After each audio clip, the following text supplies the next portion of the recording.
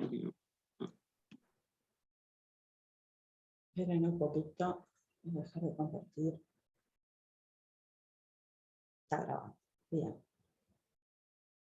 No veía el icono de grabar.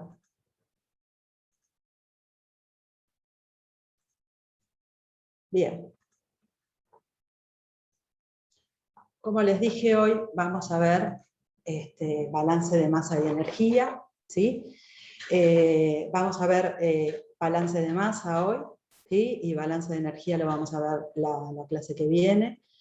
Van a ver que son muchos conceptos que vamos a repasar y la mayoría de las cosas que vamos a ver hoy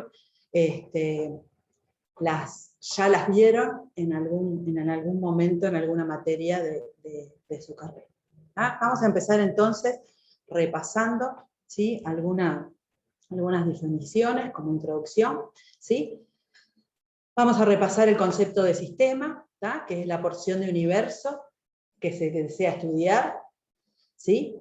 Ese sistema puede ser una porción de un proceso o puede ser un proceso entero que nosotros queramos estudiar. ¿Sí? Y ese sistema va a estar encerrado por fronteras que voy a ver si puedo escribir. Es medio difícil escribir con el mouse, pero supónganse, ¿tá? Que yo tengo un fluido, ¿sí? Que está circulando por un caño. Esto es un caño, ¿sí? Y que tengo un pequeño volumen de la masa que circula por ese caño, ¿sí? Que lo tomo como mi sistema. Esto quiere decir que la frontera de este sistema, como nos dice acá, que puede ser fija o móvil, imaginario o real, la frontera de este sistema, si yo tomo una porción de la masa que está pasando, que fluye a través del caño, la frontera de este sistema va a ser móvil. Y la frontera también va a ser imaginaria, porque no hay nada que contenga ese pedacito de masa que está pasando por el caño. Si en cambio yo tomo a todo el caño como el sistema, acá voy a tener una frontera fija, que van a ser las paredes del caño. Y va a ser real, ¿sí? Porque el caño es real. ¿Entienden la diferencia entre lo que pueden ser las distintas fronteras que puede tener un sistema? Voy a cambiar el puntero. En este sistema que tenemos acá, es un sistema encerrado, ¿sí? En una caja o ¿sí? Y tiene las fronteras fijas. Los alrededores son medios circundantes, todo el universo, ¿sí? Que no es el sistema. Y un proceso, ¿sí? Puede ser el cambio por el cual pasa el sistema, en el que se produce un cambio de alguna de sus propiedades. Puede ser la temperatura, un cambio, un aumento, una disminución de temperatura, ¿sí? Puede ser un cambio de presión, ¿sí? Algunas de las propiedades del sistema van a cambiar. Y eso es el proceso que se está llevando a cabo. Vamos a seguir, ahora que tenemos definidos los sistemas, tenemos distintos tipos de sistemas. Podemos tener un sistema aislado, ¿sí? Que es el sistema que no intercambia ni masa ni energía a través de su frontera. Supónganse que tenemos este sistema, un gas encerrado, ¿sí? En un pistón, ¿sí? Este pistón tiene una aislación, ¿sí? Acá está la frontera del sistema. Entonces, como este pistón tiene una aislación, si el gas se expande o se contrae dentro de este pistón, no va a haber intercambio, como por lo general hay intercambio de energía cuando el gas se expande o se contrae, que va a haber un intercambio de energía con el sistema en forma de calor, no va a existir porque tenemos la aislación del sistema. Y tampoco hay intercambio de masa a través de la frontera de ese sistema. ¿Sí? Acá noten que la frontera del sistema va a ser móvil porque si se expande o se contrae el gas, el pistón se va a mover. También podemos tener sistemas cerrados. El sistema cerrado es el que no intercambia masa con los alrededores. Tenemos el mismo sistema que el anterior, pero ahora no tiene aislación. Entonces, este sistema puede intercambiar energía en forma de calor con los alrededores, ya que si el gas se expande o si se contrae, puede intercambiar calor. Al no estar aislado, intercambia calor con los alrededores. Y luego tenemos el sistema abierto o en flujo, que este sistema es el que intercambia masa y energía a través de su frontera. Acá tenemos una frontera que también muchas veces cuando tenemos un sistema en flujo, o sea que tenemos movimiento de un fluido en ese sistema, a la frontera también se le puede llamar superficie de control. Superficie de control o volumen de control, frontera, son todos sinónimos. ¿Sí? En este sistema tenemos entrada de masa, si es un motor, tenemos entrada de masa por el combustible que entra a ese sistema, tenemos salida de masa por los gases de combustión que salen de ese sistema, y tenemos también intercambio de energía con los alrededores en forma de calor y de trabajo que hace ese motor. Bien, ¿alguna duda? Bárbaro. Bien. Entonces ahora vamos directamente, ¿sí?, a lo que es el balance de masa y a lo que es la ley de la conservación de la masa. ¿Sí? La ley de la conservación de la masa nos dice que no existe generación ni destrucción espontánea de masa. La masa no se genera y no se destruye espontáneamente, ¿no?, sino que se va a cambiar. Entonces, por la ley de la conservación de la masa, lo que podemos decir es que la entrada por los límites del sistema, la entrada de masa por los límites del sistema, más la generación de masa dentro del sistema, va a ser igual a la salida de masa por los límites del sistema, más la acumulación de masa dentro del sistema. Eso se expresa matemáticamente con esta ecuación. Lo que entra más lo que se genera va a ser igual a lo que sale más lo que se acumula de masa, ¿sí?, en un determinado tiempo. El término generación, ¿sí?, puede ser de dos signos. Se puede estar generando masa si tengo en el sistema una reacción química en el que un componente se está generando a través de esa reacción. En ese caso, si se genera masa, voy a tener un signo positivo. En cambio, si en ese sistema tengo una reacción química en el que esa masa que estoy considerando es uno de los reactivos que se consume, el signo va a ser negativo. O sea que si se genera masa a través de la reacción, va a ser positivo, y si se consume, va a ser negativo. Eso hay que tenerlo en cuenta. Bueno, consideremos ahora este sistema, ¿sí?, que es un caño por el que fluye, ¿sí?, un determinado fluido que entra en la sección 1 con una velocidad v sub 1, y esa masa tiene una densidad ρ sub 1, ¿sí?, y atraviesa un área a sub 1. Siempre el área que tomamos va a ser perpendicular a la entrada del fluido, ¿sí?, y va a salir por la sección A sub 2, ¿sí?, con un área A sub 2 y con una densidad ρ sub 2, ¿sí?, y una velocidad v sub 2.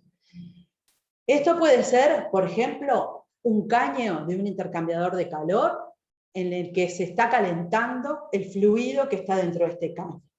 Si ese fluido se está calentando, la densidad en 1, lo más probable es que sea distinta a la densidad en 2.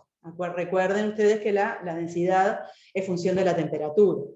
Y si cambia la densidad, lo más probable es que la velocidad también cambie. ¿Sí?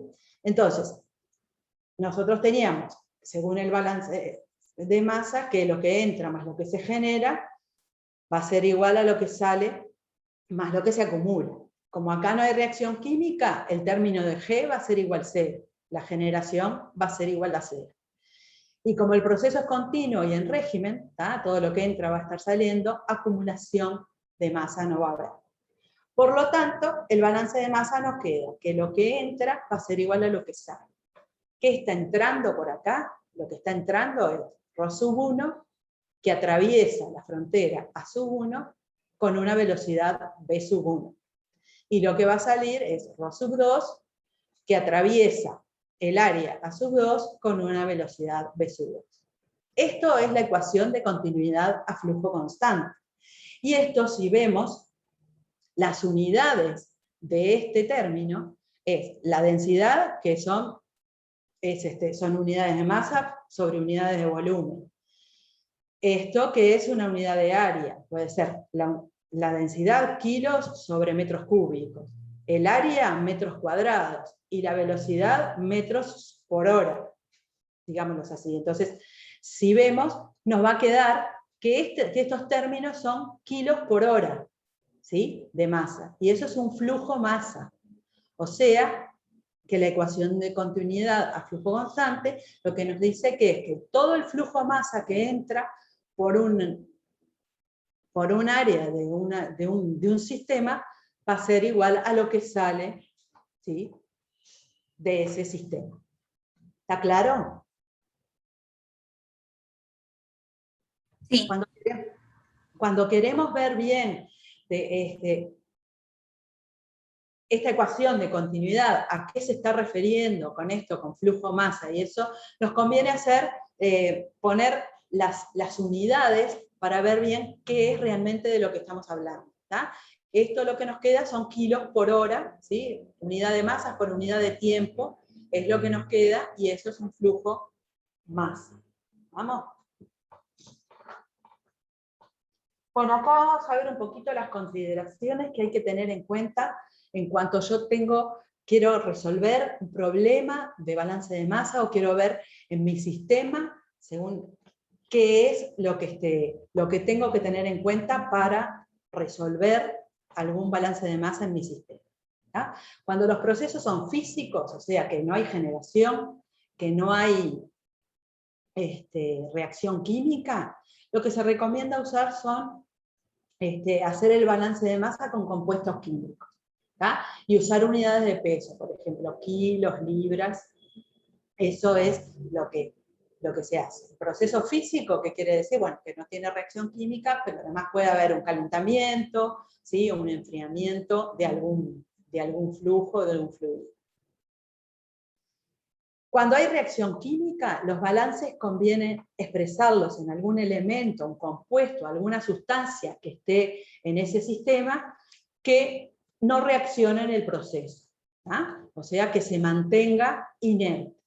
Esto es muy común, por ejemplo, en un hogar de una caldera, ¿sí? O en un horno, en donde existe una combustión. Para que la combustión se dé, por ejemplo, necesitamos combustible y oxígeno, ¿sí? Y la forma en que siempre se le suministra oxígeno para una combustión por lo general es con aire.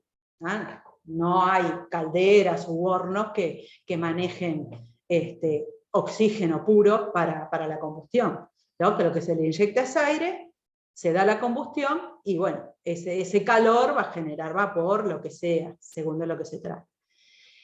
¿Qué pasa ahí? El oxígeno entra como aire, entonces yo en esa combustión voy a tener nitrógeno también, porque en el aire entra oxígeno y nitrógeno. Entonces, si yo tengo que hacer un balance de masa en el horno de esa caldera, lo que voy a usar, ¿sí? Para hacer ese balance de masa va a ser el nitrógeno.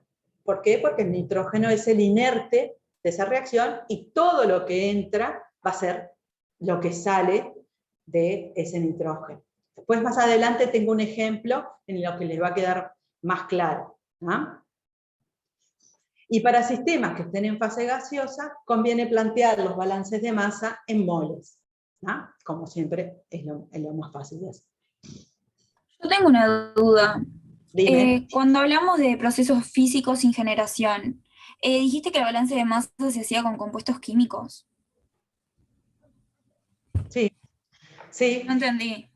Sí, si yo, por ejemplo, ahora vamos a ver ejemplos y los vemos. Por ejemplo, si yo tengo que estoy calentando, ¿sí?, una solución para evaporar.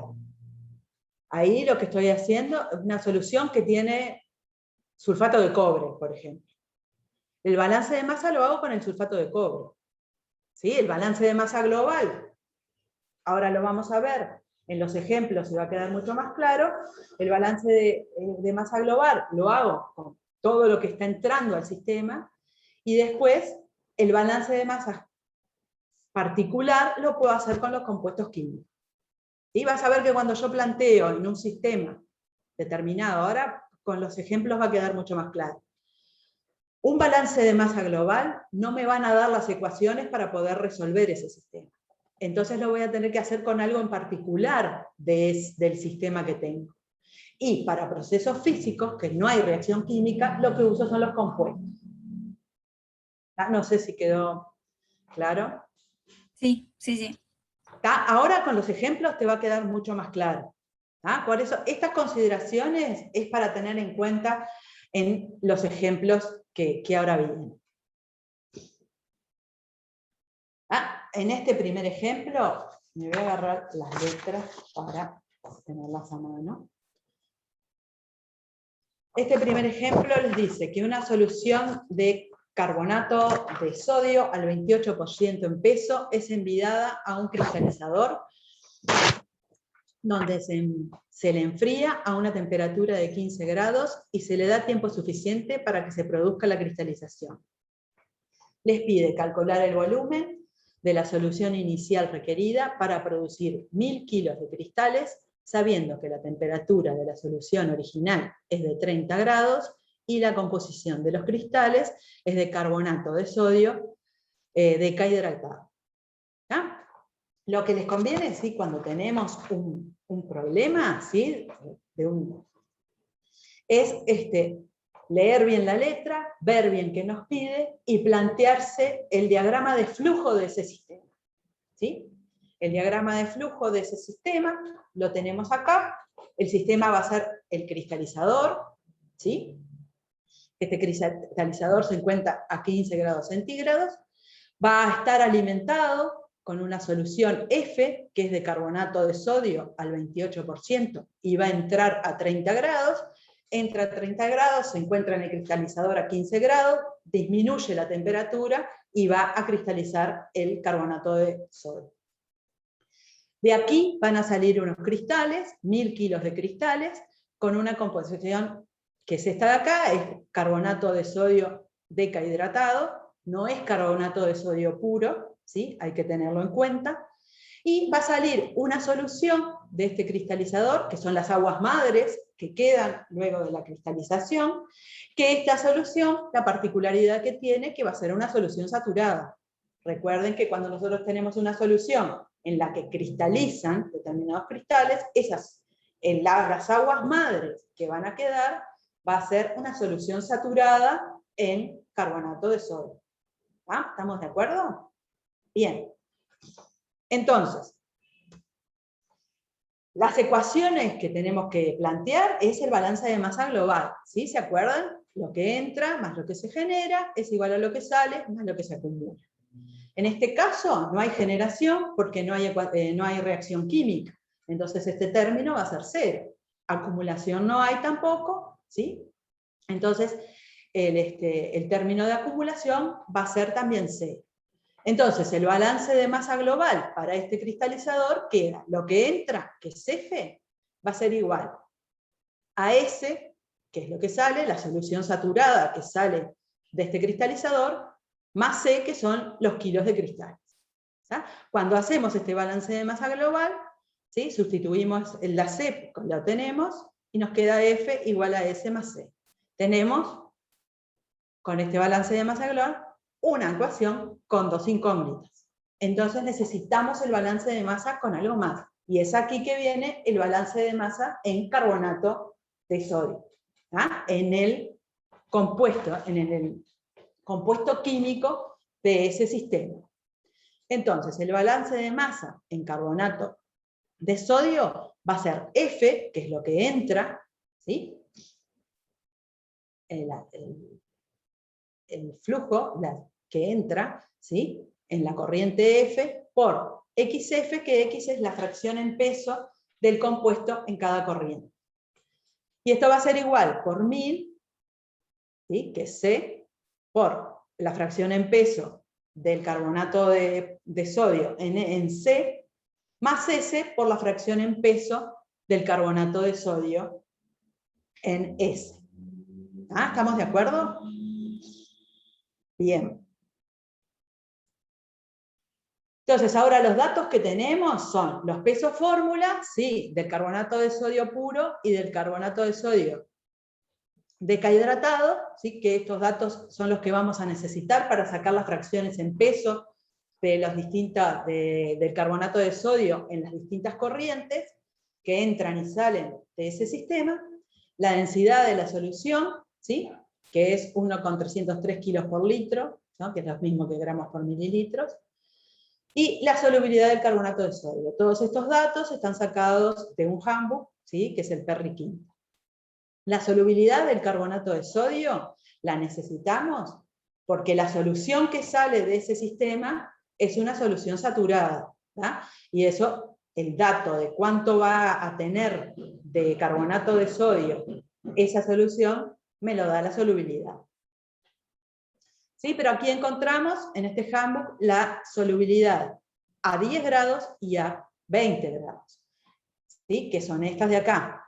12,5 gramos por 100 gramos de solución, ¿sí?, por 100 gramos de agua, perdón, por 100 gramos de agua, y 21,5 gramos por 100 gramos de agua.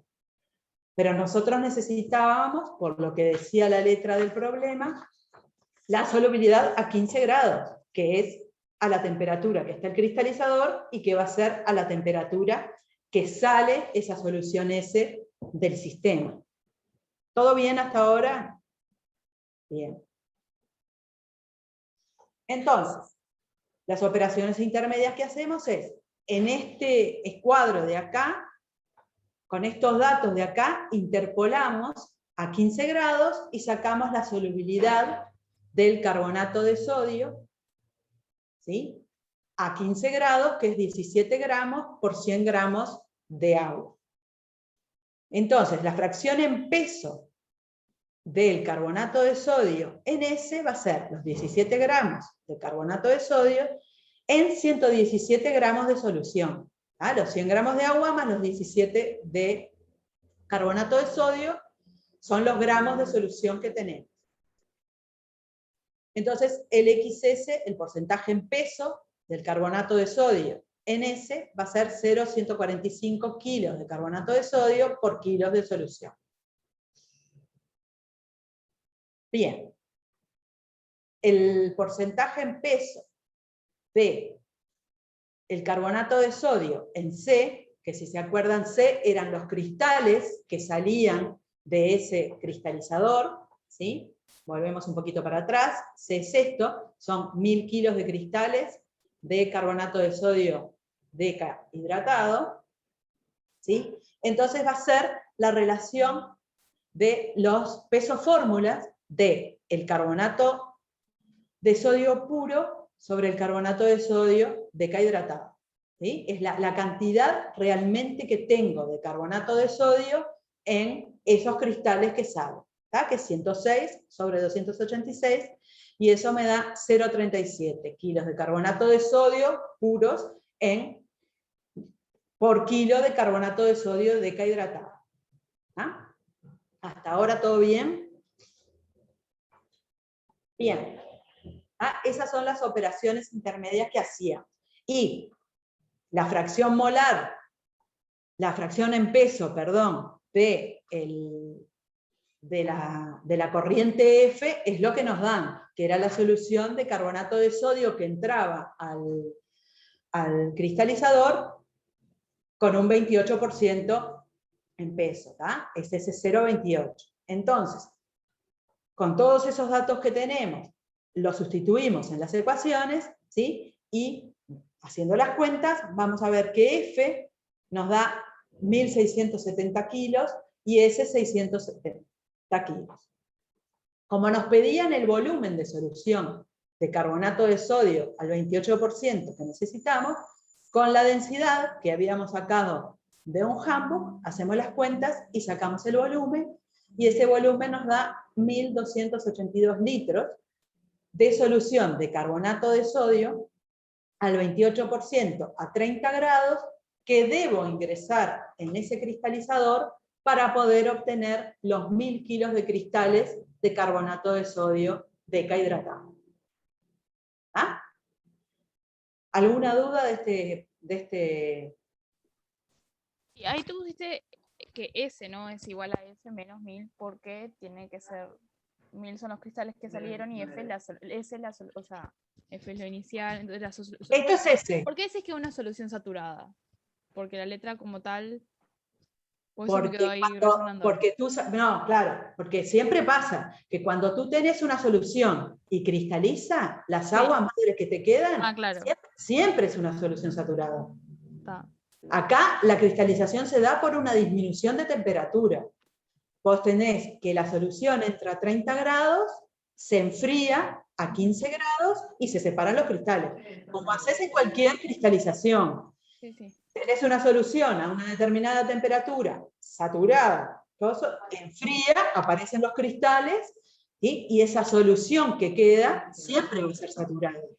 A no ser que tengas un equilibrio metastable raro, pero después que se separan los cristales, la solución siempre queda saturada. Claro. Por eso podemos sacar los datos de solubilidad. ¿Tá?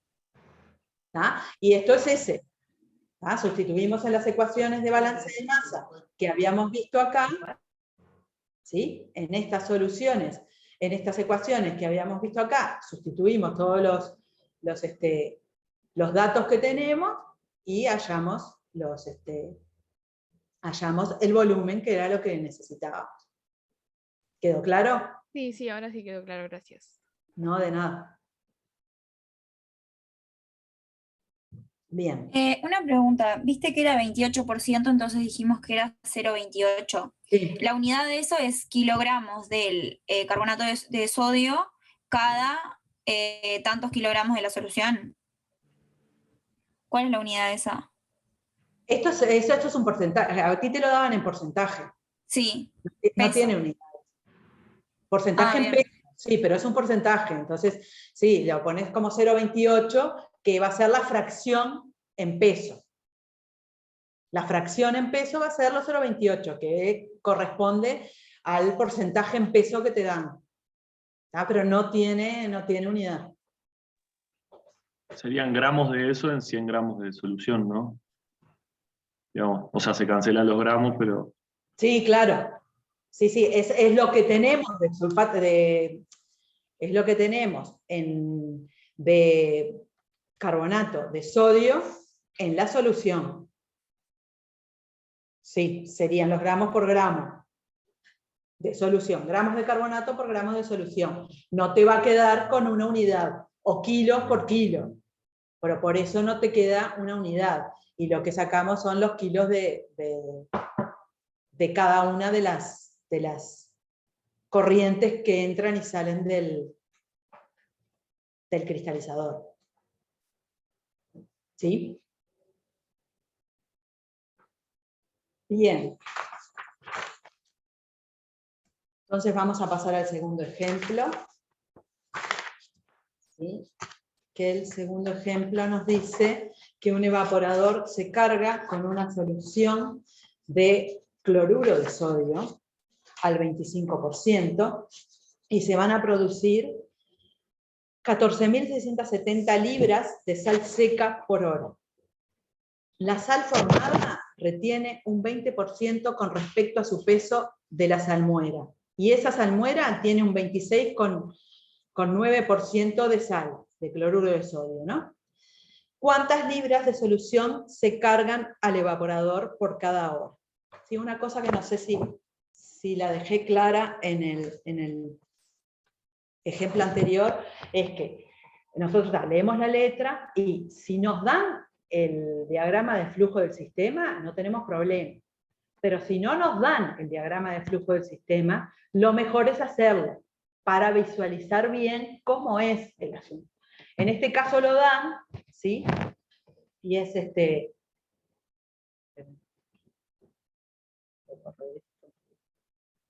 ¿ah? Y este es el diagrama de flujo, ¿sí? de todo el proceso.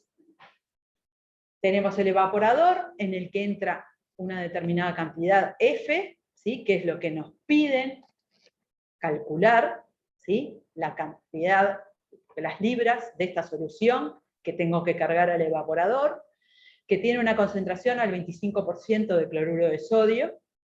¿Sí? En este evaporador se va a evaporar una determinada cantidad de agua, ¿sí? Y va a cristalizar. Y también va a salir una solución de ese que acá le dicen salmuera. ¿Tá? Acá, o sea que acá van a salir cristales y salmuera. Esos cristales y salmuera, esos cristales con una determinada solución, pasan por un filtro. De ese filtro se separa, por un lado la salmuera, o sea la solución que contiene 26,9% de cloruro de sodio, y por el otro lado van a quedar las 14.670 libras de cloruro de sodio seco. ¿Ah? Para el problema, lo que nos conviene es usar este sistema, el recuadro, va a ser nuestro sistema. Lo que pase para acá no nos va a interesar, porque con este sistema nosotros podemos sacar el valor de F, que es lo que nos pide. Este S más S, que puede ser medio confuso en la letra, van a ser los 14.670 libras de cloruro de sodio seco que está produciendo ese evaporador, más el 20% de la salmuera que arrastran esos cristales, que va a tener 26,9%.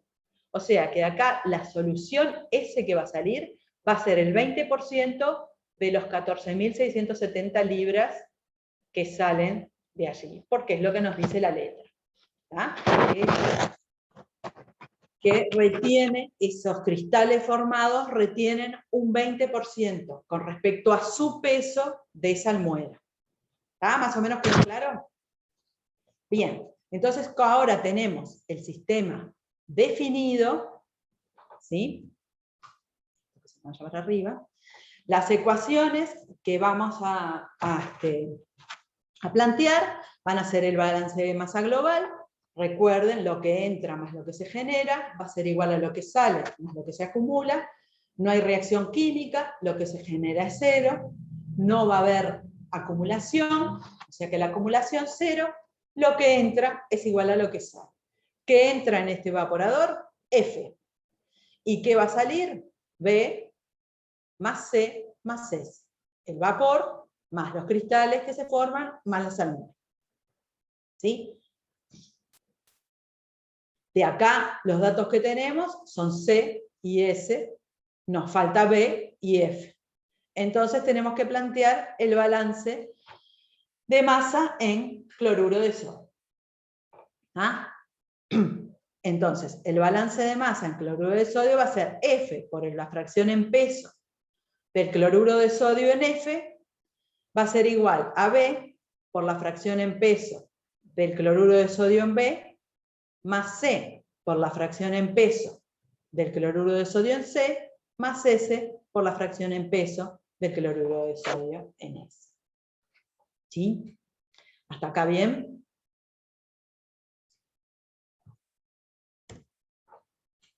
Bueno, los datos que tenemos son que C, lo que les decía, eran las 14.670 libras que nos dice la letra que se produce.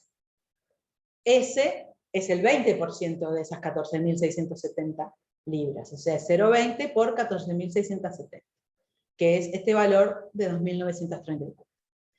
XF, la fracción en peso del cloruro de sodio en lo que está entrando, es 0,25, que es lo que nos dice la letra, que es una solución de cloruro de sodio al 25%. La fracción en peso en B, que es el vapor que se genera, es 0, porque ese vapor, cuando estamos evaporando algo, el vapor es agua pura, ¿sí? No va a tener cloruro de sodio. El cloruro de sodio no se va a evaporar en ese evaporador.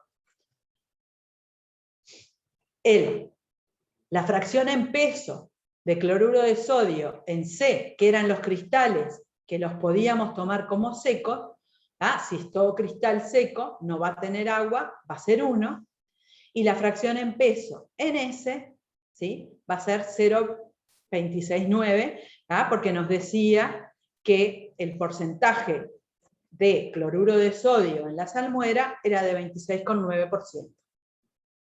Esos son los datos que tenemos de la letra del problema. Entonces, sustituyendo estos datos en las ecuaciones, ¿sí?, nos va a quedar esto y lo resolvemos, ¿sí?, el sistema de las dos ecuaciones que teníamos con las dos incógnitas, y sacamos que el F es de 61.837 libras. O sea, que vamos a tener que alimentar ese evaporador con 61.837 libras por hora de la solución de cloruro de sodio al 25%. Si vemos este ejemplo con el anterior, en los dos se forman cristales, pero en el primer caso la cristalización se daba por una disminución de la temperatura. Nosotros, una solución a una temperatura mayor la llevábamos en un cristalizador a una temperatura menor y obteníamos determinada cantidad de cristales. En este ejemplo, lo que hacemos es evaporar el disolvente de esa solución. Evaporamos agua, ¿sí?, y obtenemos cristales por evaporación. ¿Estamos de acuerdo? ¿Todo bien hasta ahora? Sí, todo bien. Todo bien. Bueno, muy bien. Entonces seguimos.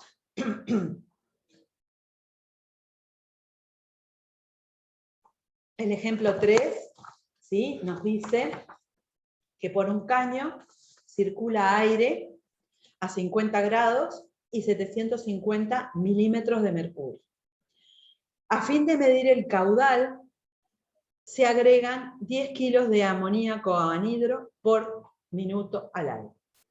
Una muestra adecuadamente tomada indica que la mezcla tiene la siguiente composición expresada en volumen: de nitrógeno, 67,1%, de oxígeno, 17,9%, y de amoníaco, 15%.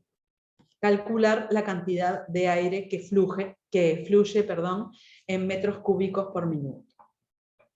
Esto es un caso muy, muy común cuando no se sabe el flujo que hay en este caso es de aire, por un ducto o por un caño, ¿sí? Y muchas veces lo que se hace es inyectarle algo, ¿sí?, que no reaccione con lo que está circulando por ese caño, ¿sí?, y aguas abajo, como se dice, ¿sí?, dejando pasar un tramo de ese caño como para que haya mezcla completa, ¿sí?, de lo que circula y lo que se inyectó para medir. Se toma una muestra, se mide la composición que tiene y con eso se puede sacar el caudal de lo que circula por ese caño.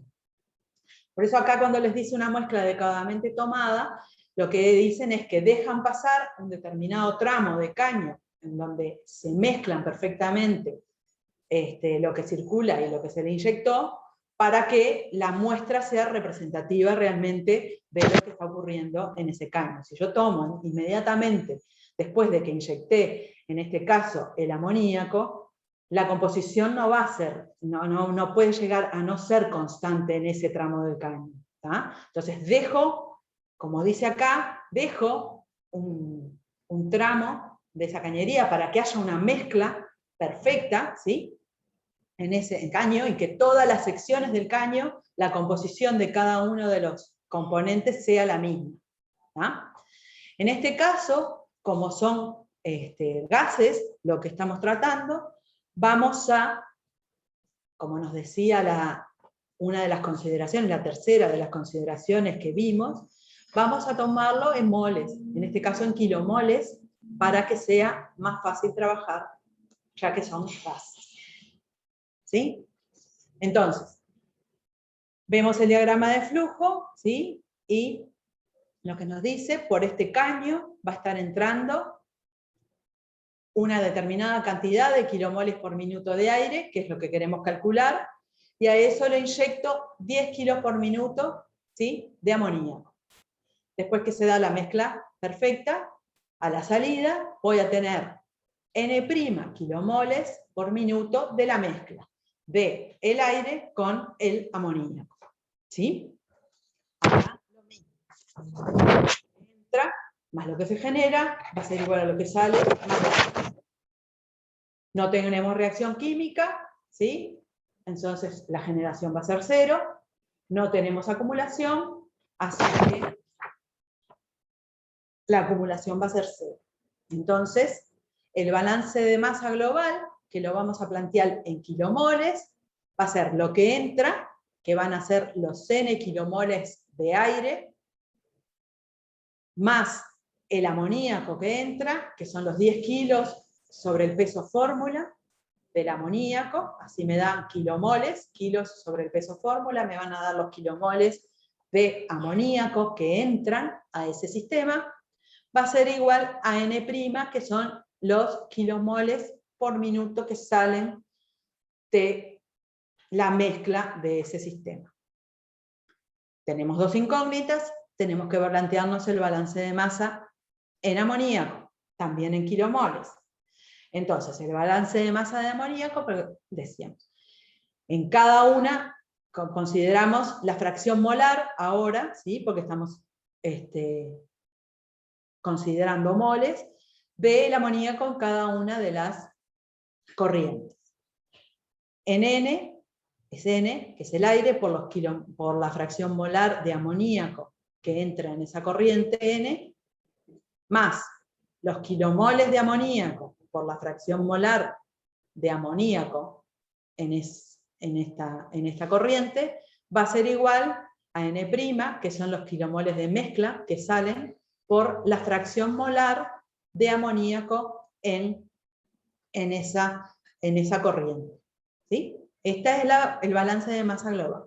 Vamos a ver ahora, ¿sí?, que vamos a hacer algunas suposiciones, como que los gases que estamos tratando son gases ideales, o sea que se va a cumplir la ecuación de gas ideal, P por B igual a nRT, con P y T constantes.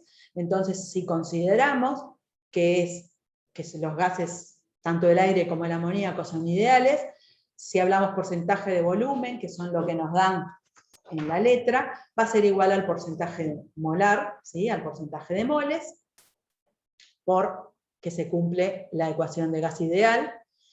Y después los datos que tenemos son, en el aire amoníaco no hay, por lo tanto la fracción molar en el aire va a ser 0.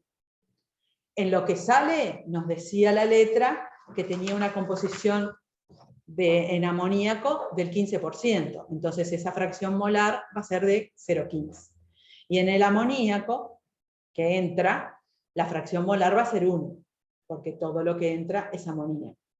¿Ah? El peso fórmula del amoníaco es 17, y la constante que vamos a usar, R, para la ecuación de gas ideal, la que vamos a usar es esta, ¿sí? 62,361 metros cúbicos por milímetro de mercurio sobre kilomol grados Kelvin. ¿Ah? Una pregunta, ¿lo Sí. haces en amoníaco porque tenés datos de la entrada y de la salida? Sí, porque además es el único que tengo, entrada y salida. Del aire no, porque es lo que me están pidiendo. La cantidad. Sí, tengo lo que entra de aire en nitrógeno y en oxígeno, lo sé, pero no sé La salida. la salida. No sé la salida porque no tengo y además no tengo el flujo, que es lo que me están pidiendo. ¿Cuántos kilos por minuto tengo de aire? Por eso se le inyecta el amoníaco, que conozco lo que inyecto, y después veo en la composición lo que sale. Por eso hago el balance de masa en amoníaco. ¿Tá? Claro, pero cuando empezaste a leer, lo primero que pensé fue en la composición del aire y después fue como, claro, hay que hacerlo con amoníaco porque tenés los datos. Claro. Pero acá no me había dado cuenta al principio. Claro, está bien. Que como yo no sé cuánto aire hay, es lo que quiero calcular, cuánto aire está circulando, tengo que inyectarle algo que conozca perfectamente para después poder sacarlo. ¿Ah? Bien. Bueno. Entonces, con todos estos datos y estas suposiciones, vamos a las ecuaciones, las combinamos, las ecuaciones que teníamos de los balances de masa, ¿sí? Y de esta ecuación sacamos N, que son 3,33 kilomoles, ¿sí? Eso es la cantidad de aire que está entrando al sistema.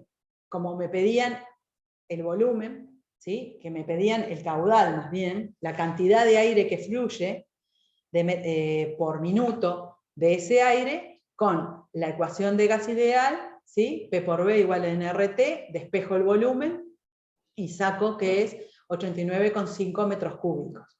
Como todo nos lo daban por minuto, ¿sí? Esto va a ser igual al caudal. El caudal va a ser 89,5 metros cúbicos por minuto de aire que está circulando en ese carro. ¿No? ¿Alguna duda?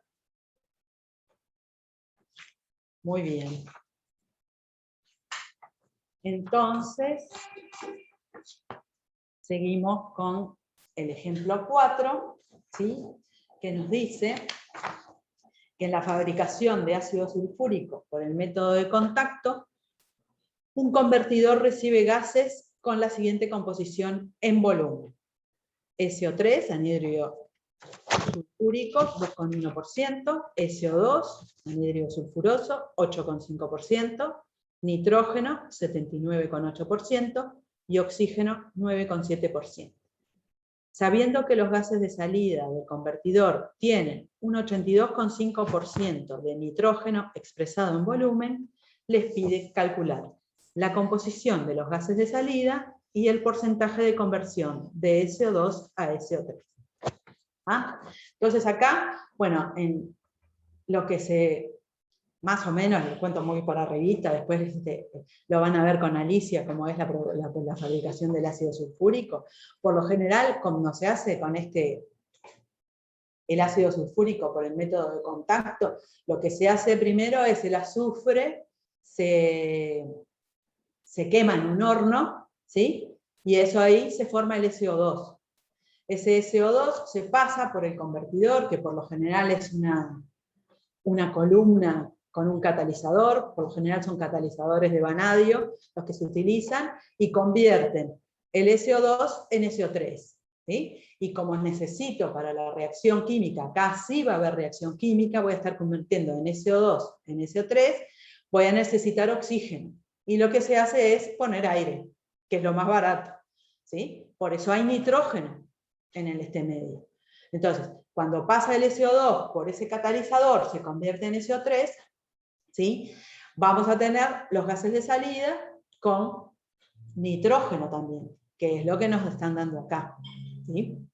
Entonces, el gas de entrada tiene un poco de SO3 también, pero por lo general el aire que sale de ese convertidor se recicla, ¿sí? Se saca el SO3, por lo general después para tener el ácido sulfúrico se hace pasar por una columna de absorción con agua, se absorbe el SO3 en el agua, queda el ácido sulfúrico y todos los gases que salen de esa columna vuelven a este convertidor, ¿sí?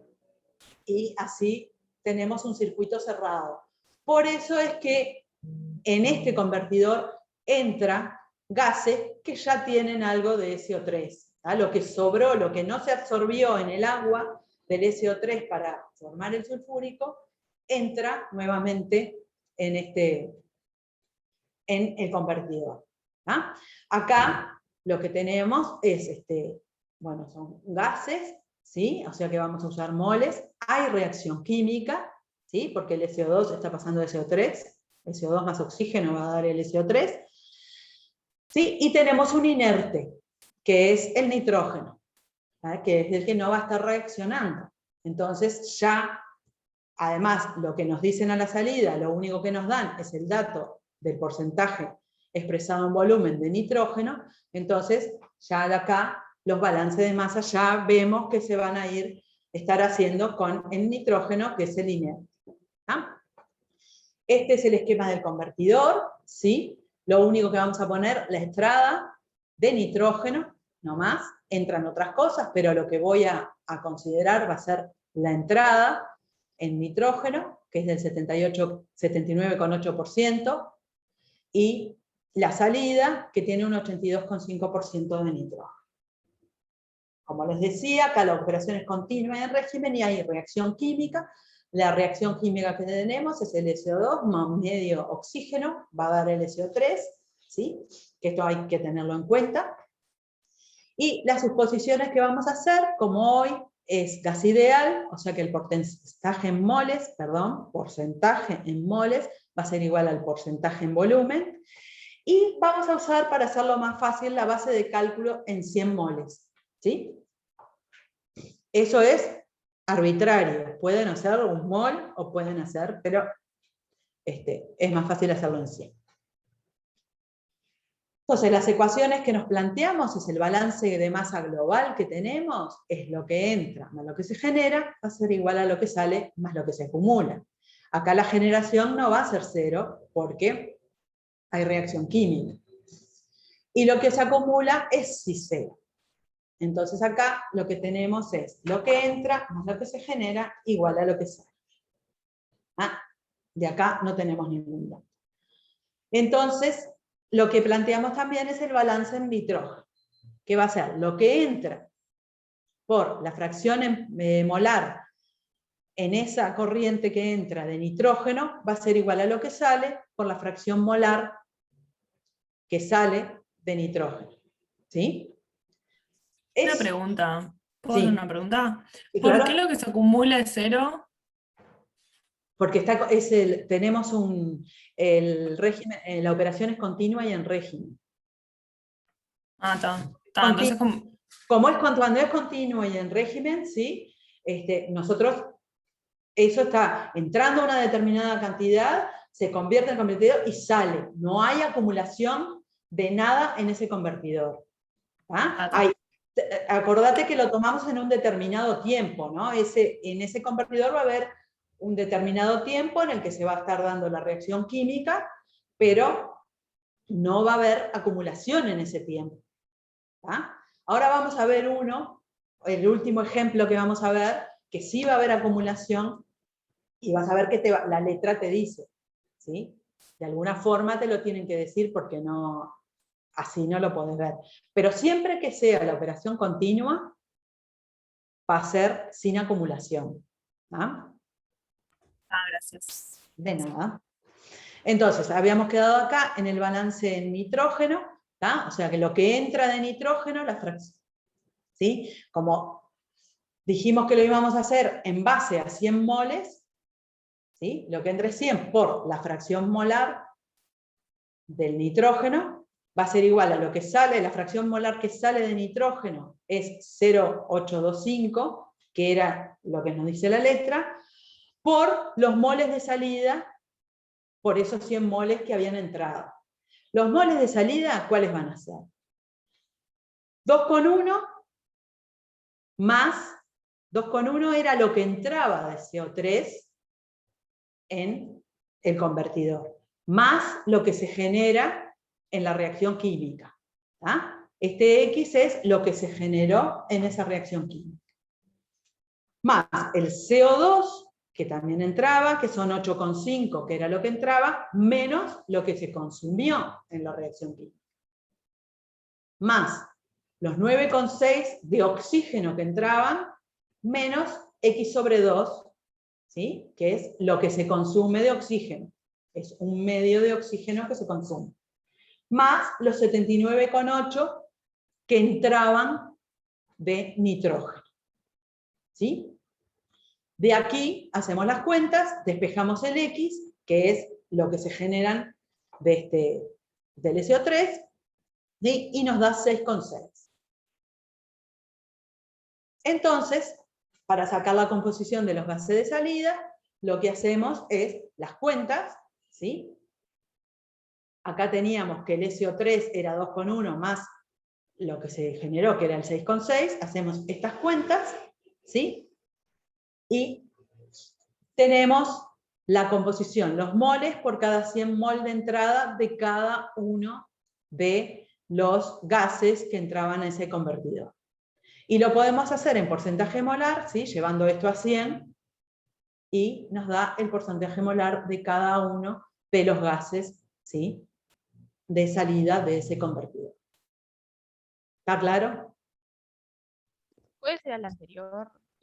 Sí. O sea, no entiendo por qué, o sea, es todo ese término grande de la suma de... Estos son los moles de salida por los moles que habían entrado, ¿sí? Sí. Los de salida, de SO3, ¿qué había entrado? 2,1, que Sí. era el porcentaje en volumen, más lo que se genera. ¿Tá? Acordate que la reacción química es esta. Sí. SO2 más medio oxígeno, se está generando SO3. ¿Ah? Entonces voy a tener una determinada cantidad de SO3 que se está generando. Después tengo el SO2, que eran 8,5 que entraba, menos lo que se consume para la reacción química, que es lo mismo que esto. Del oxígeno tengo 9,6 menos X sobre 2, ¿verdad? Porque si acá se genera X, consumo la mitad de oxígeno. Más el nitrógeno, que el nitrógeno es el inerte y queda igual. Entonces todo esto me van a dar los moles de salida por los 100 moles que entraron, que fue lo que yo hice por convención, porque arbitrariamente puse 100 moles de entrada. Puede haber sido los moles por los moles que quisiera. ¿Más o menos quedó claro?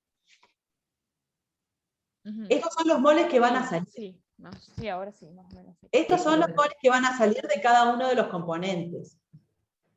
Que están, acá la incógnita que tengo es lo que realmente se formó de SO3 a causa de qué? De que se consumió SO2 y se consumió oxígeno. ¿Tá? Y ese valor lo que me da es 6,6. Para saber cómo es la composición de los gases de salida, a todo lo que entra le tengo que o sumar o restar ese 6,6, que es lo que hacemos acá. El SO3 se generó, entonces a lo que entraba le sumo el 6,6. Y SO2 y oxígeno se consumen. ¿Tá? Entonces le resto lo que tiene que ser. ¿Tá? ¿Más o menos quedó?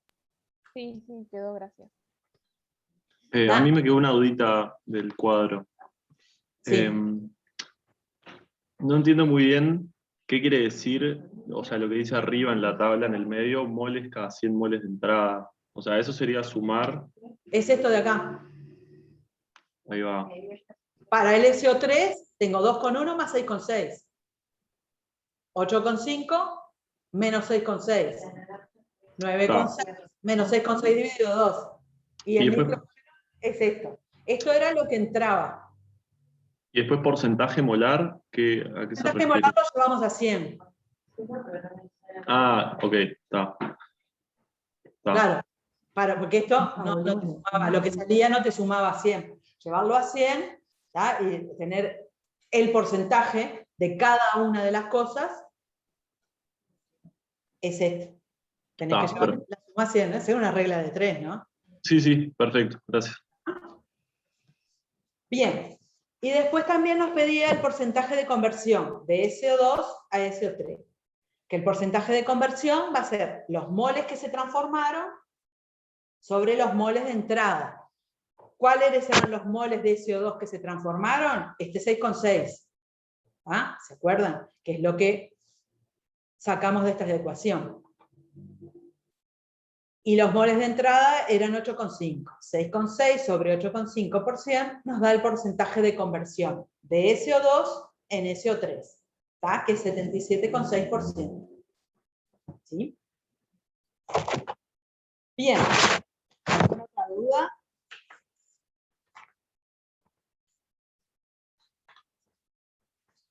Entonces vamos a pasar al último ejemplo. ¿Sí? Que nos dice que en un evaporador de 10 pies de diámetro se alimenta con 40.000 libras de una solución de cloruro de sodio al 20% durante un cierto periodo.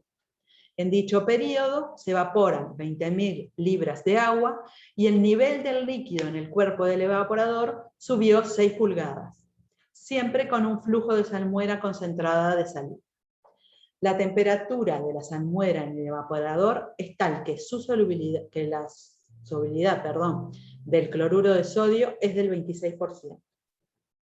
La densidad del líquido contenido en el evaporador es de 72,5 libras por pie cúbico. La sal cristalizada se separa en forma continua del evaporador y puede suponerse prácticamente seca. Calcular las libras de solución concentrada y de sal cristalizada que salen durante el periodo considerado. ¿Ah? Es muy parecido a los dos primeros que hicimos, pero acá una cosa que les dicen, que el nivel del líquido en el cuerpo del evaporador sube. Entonces ahí nos da a pensar que tenemos acumulación, ¿sí?, en el cuerpo del evaporador. ¿Ah?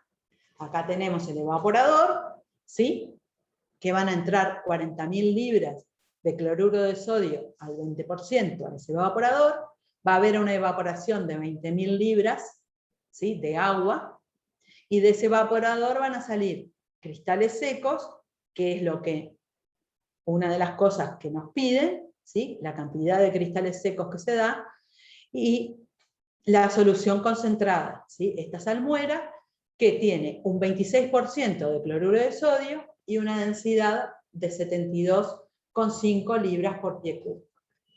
Lo que tiene sí de particular es que en este evaporador va a haber un aumento de la altura, del nivel de líquido en ese evaporador de 6 pulgadas. ¿Ah? Nos dan el diámetro también de este evaporador, que es de 10 pies. ¿Ah? Entonces, como siempre, tenemos el diagrama de flujo, ¿sí?, de nuestro sistema, y planteamos las ecuaciones, los balances de masa, el balance de masa global para el evaporador, lo que entra más lo que se genera va a ser igual a lo que sale. Acá la generación y lo que sale de este evaporador, lo que sale, que es S más C más B, ¿sí?, más la acumulación. En este balance la generación es 0 porque no tenemos reacción química, entonces va a quedar que lo que entra va a ser igual a todo lo que sale, que es S más C más B, más la acumulación. ¿Tá? Sabemos que tenemos acumulación porque hay un aumento del nivel de líquido en ese evaporador. Y planteamos entonces también el balance de masa en cloruro de sodio, que nos dice que lo que entra por la fracción en peso, en este caso, de cloruro de sodio en E, va a ser igual a S por la fracción en peso del cloruro de sodio en S, más C por la fracción en peso del cloruro de sodio, C en los cristales, más B por la fracción en peso del cloruro de sodio en B, que es el vapor, más la acumulación por la fracción en peso del cloruro de sodio en esa acumulación. Los datos que tenemos, por un lado, son las fracciones en peso, ¿sí?, de E, que era 0,20, que es lo que nos dice la letra, en S, ¿sí?, que es en la solución que va a salir, ¿sí?, la salmuera que va a salir del evaporador, va a ser también igual a la fracción en peso de la acumulación, ¿sí?, que va a ser igual también la solubilidad que tenemos de la solución en el evaporador, va a ser 0,26, que es dato del problema. La fracción en peso del cloruro de sodio en los cristales es 1, porque nos dicen que los podemos considerar secos, y la fracción de cloruro de sodio en el vapor es 0. ¿tá? Lo único que evapora es agua. También tenemos, ¿sí?, E, que es lo que entra al evaporador, que son 40.000 libras, lo que se evapora son 20.000 libras, y la densidad de la solución en el evaporador es 72,5 libras por pie cúbico. ¿Ah? Las operaciones intermedias que tenemos que hacer es saber qué masa tenemos en la acumulación. Y para eso, lo que tenemos que calcular es el volumen acumulado. ¿Ah? Yo tengo la altura, ¿sí?, de lo que, esta altura tengo, de lo que sube el nivel en el evaporador de ese líquido. Entonces, con esa altura puedo calcular el volumen, pi r por altura. El pi por r cuadrado por altura me da el volumen que tengo de acumulación en ese evaporador. ¿Tá? Pi por, eran 10 pies el diámetro del evaporador, ¿tá? 5 a la mitad, por 6, que eran pulgadas. ¿Tá? Lo multiplico por este factor para pasarlo a pies. ¿Tá? 6 por esto me dan pies. Acuérdense que esto lo tengo en pulgadas. Por 0,083 esto lo paso en pies y el volumen me da 39,1 pies cúbicos. ¿Sí? Pero como yo necesito las libras de la masa que tengo de esa acumulación, ¿sí?, con la densidad puedo sacar la masa de esa acumulación. ¿Sí? Y me dan 2.835 libras. ¿Estamos de acuerdo? ¿Alguna duda? Todo Bien. bien. Bárbaro. Bien. Entonces, con todos estos datos y con las ecuaciones de balance que teníamos acá, ¿sí?, las sustituimos en esas ecuaciones y combinándolas sacamos que S, que es la solución concentrada en ese evaporador, son 13.381 libras, y la cantidad de cristales que se forman son 3.784 libras. ¿Alguna duda? Bueno, muy bien. Vamos a ir dejando por acá porque ya empezaría balance de energía y para no atomizarlos demasiado con fórmulas y con problemas, ¿ah? Vamos a ir dejando por aquí. ¿Dudas que tengan?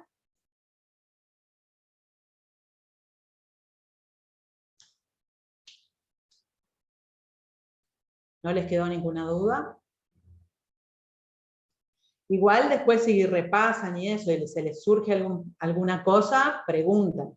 Tengan en cuenta también que yo en el aula virtual, además de las transparencias de estas que estamos utilizando, dejé también unos problemas complementarios, que muchos lo van a poder hacer después que veamos la parte de balance de energía.